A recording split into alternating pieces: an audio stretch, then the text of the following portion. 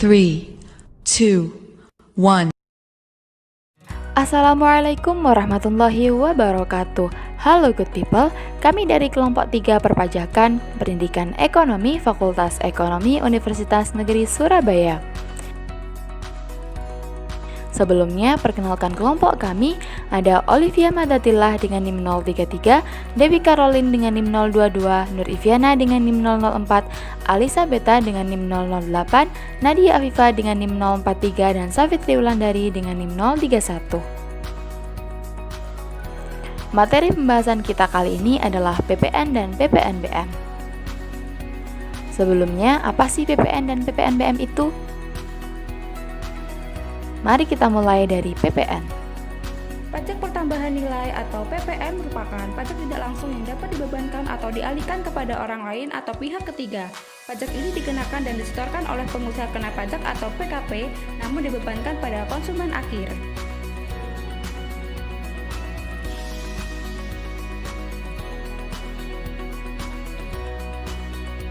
Pajak ini diperkenalkan di Indonesia sejak 1 April 1985 untuk menggantikan pajak penjualan atau PPN.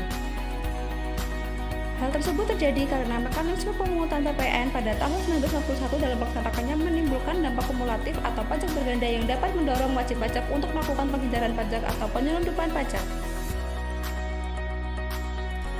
Dasar hukum penetapan PPN.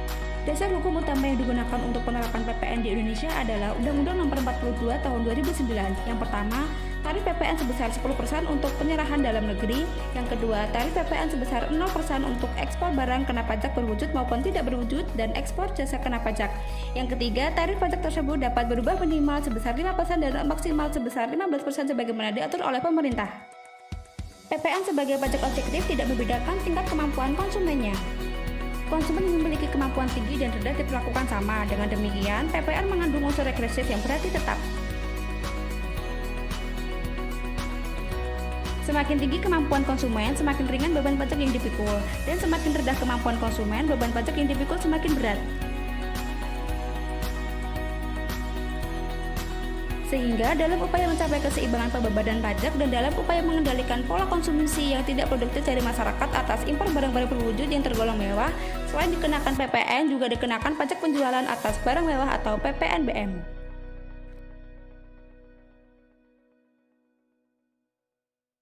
Lalu, apa saja sih objek pajak PPN?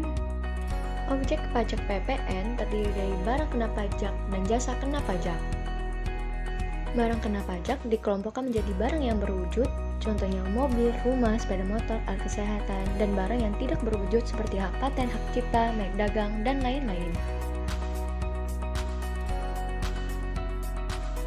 Namun ada juga barang yang tidak kena pajak, contohnya hasil pertambangan dan pengeboran, kebutuhan pokok, makanan yang disediakan di rumah makan atau lainnya, uang, emas, dan surat berharga.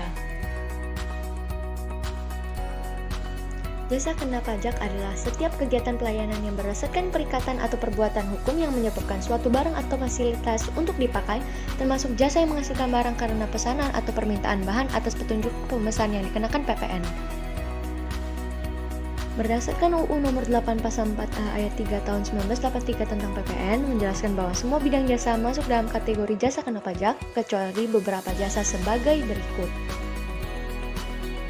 Jasa pelayanan sosial dan kesehatan medis, jasa pengiriman surat serta uang dengan MESA, jasa keuangan atau asuransi, jasa keagamaan, jasa pendidikan, jasa hiburan dan kesenian, jasa penyiaran tidak iklan, jasa angkutan umum baik darat, laut, dalam negeri ataupun yang berkaitan dengan angkutan luar negeri, jasa tenaga kerja, jasa perhotelan, jasa yang disediakan oleh pemerintah dalam rangka menjalankan pemerintahan secara umum, jasa boga atau catering, jasa penggunaan telepon umum dan uang logam, jasa penyediaan lahan parkir.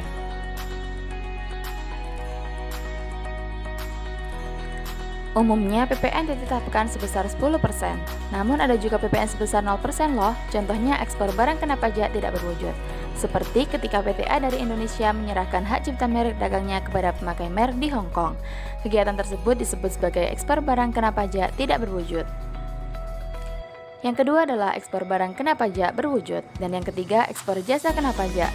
seperti jasa pengurusan transportasi terkait barang tujuan ekspor, jasa teknologi dan informasi, juga jasa penelitian dan pengembangan. Pengenaan tarif 0% bukan berarti pembebasan PPN ya. Pajak masukan yang telah dibayar untuk perolehan barang atau jasa kena pajak yang berkaitan dengan kegiatan tersebut dapat dikreditkan. Batas pelaporan PPN untuk PKP adalah akhir bulan berikutnya setelah berakhirnya masa pajak.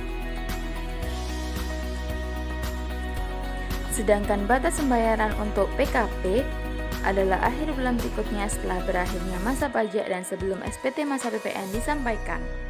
Kita lanjut ke contoh kasus. Toko Samsung menjual kulkas sebanyak 20 kulkas dengan harga satuan sebesar 6 juta. Lalu berapakah PPN terutang toko Samsung yang wajib disetorkan? Total DPP atas penjualan 20 kulkas adalah 20 kali 6 juta sebesar 120 juta. PPN 10% dari 120 juta adalah 12 juta. Jadi PPN yang wajib disetorkan adalah 12 juta. Selanjutnya, kita akan membahas tentang PPNBM. Pajak penjualan atas barang mewah atau PPNBM adalah pajak yang dikenakan atas barang kena pajak atau BKP yang mewah. Tarifnya diatur berdasarkan jenis BKP mewah sesuai peraturan dan undang-undang yang berlaku. Tujuan PPNBM yaitu 1. Menciptakan keseimbangan beban pajak antara konsumen yang berpenghasilan tinggi dan rendah. 2. Untuk mengendalikan konsumen atas BKP mewah. 3. Memberikan perlindungan kepada pengusaha lokal dalam memasarkan dagangannya. 4. Perlu untuk mengamankan penerimaan negara. Pemungutan PPNBM dilakukan sekali, yaitu pada saat penyerahan BKP dari produsen ke konsumen dan pada saat impor barang tersebut. Tarif PPNBM diatur pada UU Nomor 2 Tahun 2009 Pasal 4. PPNBM paling rendah adalah 10% dan PPNBM paling tinggi adalah 200%. Jika pengusaha melakukan ekspor BKP mewah, maka dikenakan tarif pajak sebesar 0%. Perhitungan PPNBM dihitung dengan mengalihkan persentase tarif PPNBM dengan nilai dasar pengenaan pajak atau harga belum dikenakan pajak. Sedangkan pelaporan harus menggunakan laporan SPT masa PPN 1111. Selama masih dalam periode pajak yang sama, PPNBM dapat dilaporkan dengan PPN dan PPN impor. Objek pajak PPNBM berdasarkan UU Nomor 42 Tahun 2009 yang berisi sebagai berikut.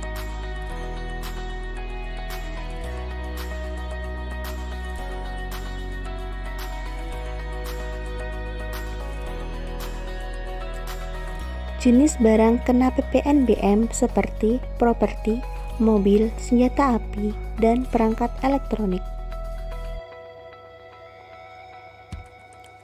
Batas pelaporan PPNBM adalah akhir bulan berikutnya setelah tanggal faktur dibuat. Pengelompokan tarif PPNBM berdasarkan dua kelompok, yaitu yang pertama tarif kendaraan bermotor dan tarif non-kendaraan bermotor.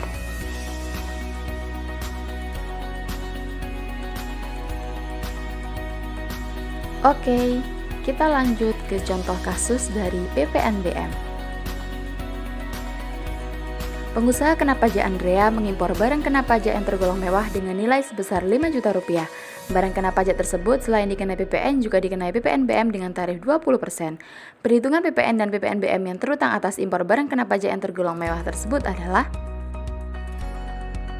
Mari kita simak pembahasannya.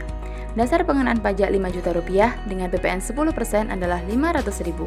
Sedangkan PPN 20% dari 5 juta rupiah adalah 1 juta rupiah.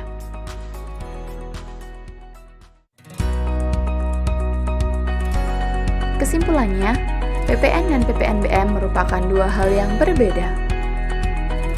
PPN merupakan pajak yang dikenakan terhadap pertambahan nilai yang muncul karena pemakaian faktor produksi baik barang kena pajak atau jasa kena pajak. Sementara PPNBM merupakan pajak yang dikenakan pada barang yang tergolong mewah. Bagaimana teman-teman?